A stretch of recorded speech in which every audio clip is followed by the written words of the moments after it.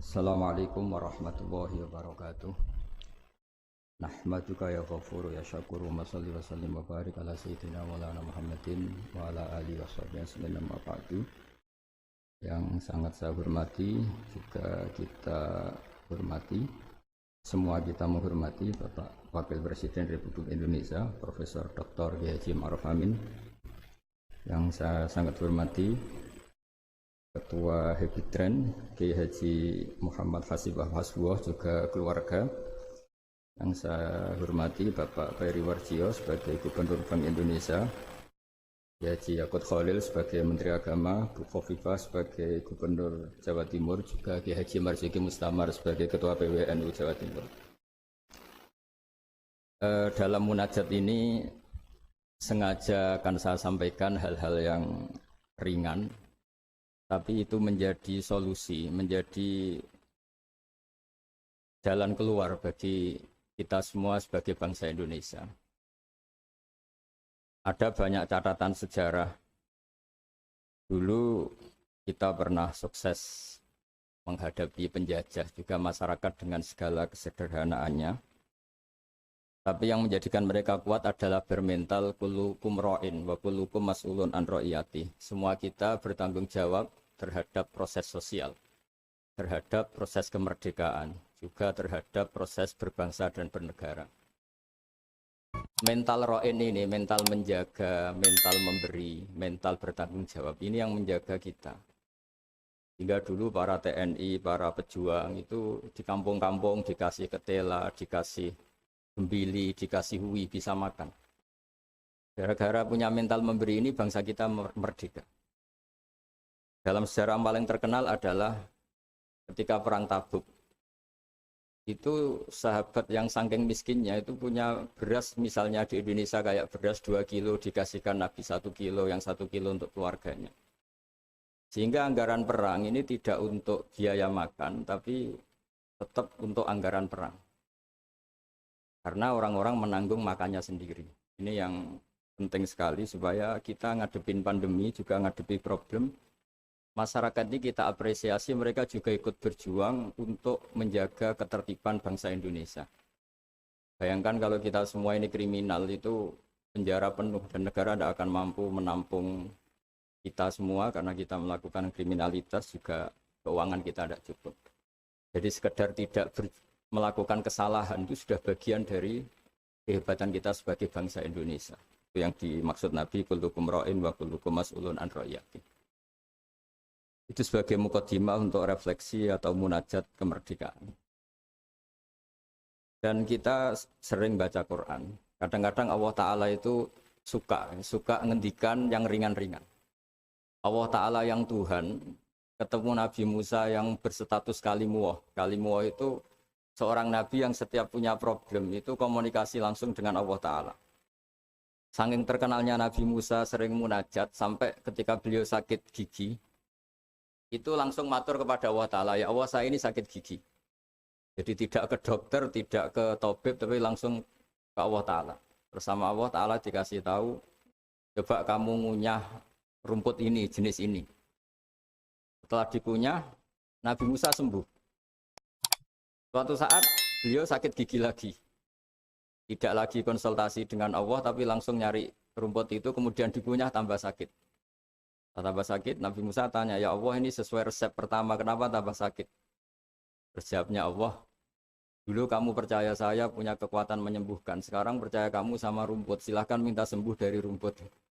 Akhirnya semenjak itu jadi syariat bersama bahwa ikhtiar ya harus tetap hasbiyallah wa ni'mal wakil, meskipun tawakal juga harus tetap ikhtiar.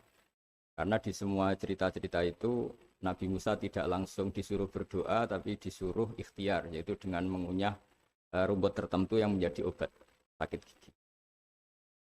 Tapi di balik itu semua ada hal-hal dahsyat yang Allah Ta'ala itu ngendikan atau cara memperlakukan seorang kekasihnya itu ringan sekali, rileks sekali, sehingga banyak kiai-kiai kita yang rileks. Fir'aun itu betapa biadabnya Fir'aun, betapa bengisnya Fir'aun yang menindas bangsa Israel, Bani Israel. Tapi pertama ketika Allah manggil Nabi Musa itu pertanyaannya ringan sekali. Wa ma tilka biyaminika ya Musa, kamu bawa apa? Padahal Allah tentu tahu. Ini Gusti, saya bawa tongkat katanya. Kata Allah untuk apa? Atawakka'u 'alaiha wa ahussu biha 'ala ghanami waliya fiha ma'arifu ukhra. Ya, banyaklah Gusti fungsinya tongkat ini. Untuk menghalau kambing saya ketika menggembala, untuk merontokkan daun-daun supaya dimakan kambing saya. Dan masih banyak lagi kepentingan yang lain. Kata Nabi Musa, waliya fiha ma'arifu ukhra, dan masih banyak kepentingan lain. Sehingga para mufassir mengatakan bahwa psikologi seorang rakyat ketemu presiden atau ketemu gubernur, apalagi ajudan, ketemu pimpinannya itu pasti takut. Cara menghilangkan ketakutan itu diajak ngendikan atau ngomong yang ringan-ringan. Saya tidak bisa bayangkan kalau saya ketemu Mbah Maimun terus ditanya, Bah, kamu ngiyai kamu reputasinya sudah kayak apa? Yang sudah kamu pinterkan berapa? Yang sekarang jadi ahli sunnah berapa? Itu pasti saya gagap. Sama ketika gubernur ditanya menteri dalam negeri atau ditanya atasannya lagi prestasi, pasti gagap. Jika kadang-kadang bangsa ini kalau antar pejabat ketemu ya makan-makan. Kalau ketemu kadang ngendikan yang ringan-ringan. Itu sebetulnya bukan hal yang salah karena dalam kecapean seperti ini hal-hal yang ringan itu adalah obat, adalah solusi. Hingga Nabi Musa tidak ditanya, kamu jadi nabi reputasi kamu apa? Malah ditanya yang ringan. Wa ma tilka biyaminika ya Musa. Qala hi asaya atawakka'u 'alaiha. Hal itu juga yang kadang-kadang Nabi kalau ditanya, ayul islami khairun ya Rasulullah, Islam yang terbaik itu gimana ya Rasulullah? Jawabannya Nabi itu unik, kadang hanya jawab it'amut ta'am. It'amut ta'am wa ifsa'us salam alaman arahta man lam ta'rif. Ya Islam yang baik itu ya pokoknya makan-makan itu, kalau ketemu teman ya makan-makan kalau ketemu. Lalu dibalik keriangan ini, dibalik ketenangan ini atau keriangan ini, dibalik hal-hal yang sederhana ini, terjadi fikih yang luar biasa. Ini tadi saya nanti sampainya ke habit trend. Terjadi fikih yang luar biasa. Ketika ahli fikih mengatakan senyum itu sunnat karena tidak wajib, tidak fardu ain. Tapi konsekuensi hukumnya bisa wajib. Ya tadi misalnya kita punya istri solihah, tentu kita butuh happy. Yang istri kita misalnya judes, yang tidak istri kita ramah senyum. Maka ini ada persaingan halal dan haram. Dan haram ini bisa menang hanya modal senyum. Yang halal karena bengis kalah. Jika dalam konteks tertentu maka yang dikatakan Nabi senyum itu sunnah. Itu tidak dimanai ulama sunnah dengan arti tidak wajib. Tapi sunnah dengan arti perilakunya orang-orang soleh. Untuk kompetisi itu pasti senyum. Karena tidak kebayang kalau yang soleh, yang baik itu bawaannya tanfir, menjadikan orang lain lari. Sementara yang batil menjadikan orang lain tertarik. Ini jangan sampai terjadi. Sehingga Islam kadang-kadang mengajarkan kita hal-hal yang ringan tadi. It'amut ta'am. Ya kalau ketemu teman ya makan-makan. Kita tidak bisa bayangkan misalnya komunitas orang-orang bandar narkoba kalau ketemu anak buahnya makan-makan, rileks. Sementara kita yang soleh-soleh, meditnya minta ampun. Sehingga orang terus kapok berteman orang soleh karena bakhil. Terus mencari berteman orang batil karena sakhot. Begitu juga di perdagangan. Di perdagangan kita ingin produk halal ini menjadi inspirasi kita, menjadi mental kita. Sehingga barokahnya produk halal ini, kita tidak butuh lagi produk yang haram. Wa aghnina bi halalika an haramik. Semoga dengan halalmu ya Allah, kita tidak butuh lagi haram. Misalnya orang-orang soleh itu kalau sholat senangnya minta ampun. Bisa sholat saf awal senangnya minta ampun. Menemukan imam masih takbir, senangnya minta ampun. Sehingga kesenangan-kesenangan ini menjadi tidak perlu lagi senang hal-hal yang haram. Makanya saya ikut ngapresiasi habit trend ini, semoga jadi sistem perdagangan yang menjadikan orang itu jauh dari haram. Di antara haram dalam Islam adalah kita tidak punya harta kemudian menjadi beban bagi orang lain. Fayakuna kallan alan nas, menjadi beban orang lain. Sehingga di makalah Imam Ghazali paling terkenal diantaranya muru'ah. Muru'ah itu harga diri seseorang itu punya uang, punya harta.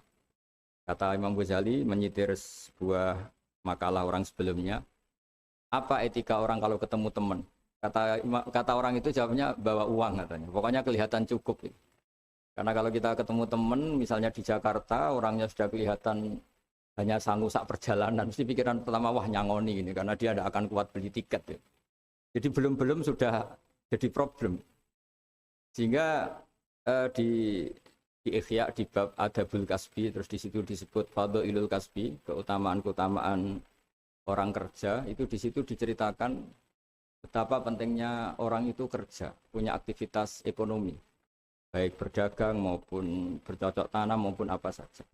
Karena di antara etika berteman itu kata ulama ini punya uang, karena nanti si Sohibul Bait ini tidak kepikiran macam-macam. Jadi saya tidak akan cerita panjang lebar, cuma saya pastikan bahwa kegiatan halal itu harus dominan dan harus asik. Karena nanti kalau dalam kompetisi kita yang bernegara sehat, bawaannya marah-marah, orang yang salah bawaannya senyum, pasti pertarungan ini akan dimenangkan yang salah. Begitu juga yang orang bawa kebenaran, bawaannya pikir, sementara yang bawa kebatilan, dermawan, pasti kita akan kalah. Di sini pentingnya ngaji usul fikih, bahwa bagaimana tadi yang beberapa kali disinggung oleh Kiai Haji Ma'ruf Amin. Saya suka sekali karena beliau sering ngendikan kaidah-kaidah fikih, juga usul fikih. Bahwa masalah pandemi ini atau masalah bangsa ini itu masalah bersama, bukan masalah pejabat saja, bukan tanggung jawab pejabat saja. Karena dalam Islam diajarkan siapapun yang punya kemampuan ikut membantu itu ya wajib. Jadi ukurannya itu siapapun, bukan yang sedang bertugas. Kalau semuanya profesional bisa habis bangsa ini. Misalnya kita melihat orang tenggelam terus biarin aja, kita tidak SAR kok, tidak tim yang penyelamat tenggelam. Kita melihat orang kecelakaan, saya tidak satlantas, ya biar aja. Tidak bisa seperti itu. Meskipun kita kiai, kalau melihat orang kecelakaan jadi tolong. Meskipun kita tidak profesi itu, kalau berkesempatan ya menolong. Kalau semuanya profesional bisa habis bangsa ini, karena nanti orang tenggelam nunggu tim SAR datang baru nolong. Nanti ada orang kecelakaan nunggu Kasat Lantas datang baru nolong. Ya tidak seperti itu. Ukurannya kalau dalam fikih ya man lahu qudratun alal fi'li, yang mampu melakukan ya harus melakukan. Jadi saya terima kasih sekali sama Kiai Haji Hasib, sama semua keluarga Tambak Beras, bahwa aktivitas dulu yang dilakukan bahwa Hasbullah sebagai pedagang, sebagai importer kain, sebagai penggerak ekonomi bangsa Indonesia, dan dulu gerakan-gerakan besar Indonesia juga dimulai dari Serikat Dagang. Ini semoga berkah dan menjadikan kita berenergi, kita punya kemampuan untuk riayah, untuk menjaga bangsa ini.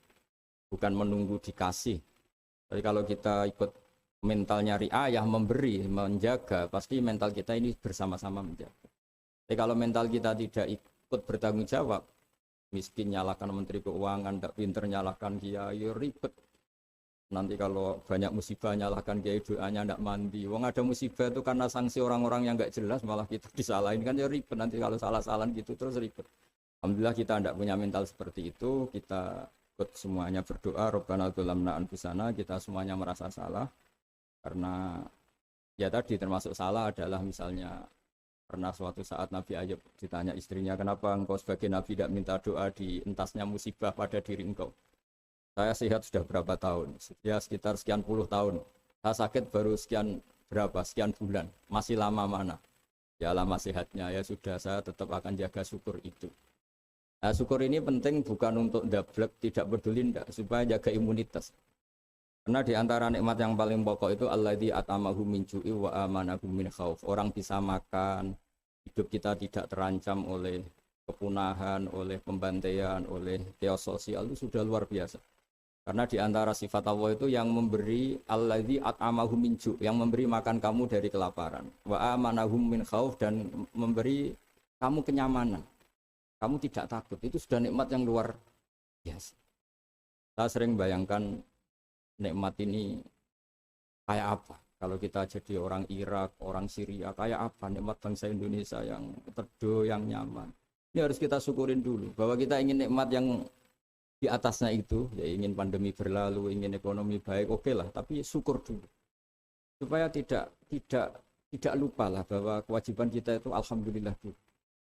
Jangan karena kemerungsung ingin ideal terus yang sudah kita dapatkan kita hilangkan. Itu bahaya sekali dalam muamalah sama Allah Ta'ala. Sebagaimana tadi yang diskusi yang disitir Bapak Wakil Presiden, siapa yang tidak syukur atas nikmatku, tidak sabar atas balaku, itu maka silahkan mencari Tuhan selain aku, tapi jangan menempat bumiku, jangan menempati bumiku, jangan pakai langitku. Intinya itu betapa bahayanya kita kalau tidak syukur.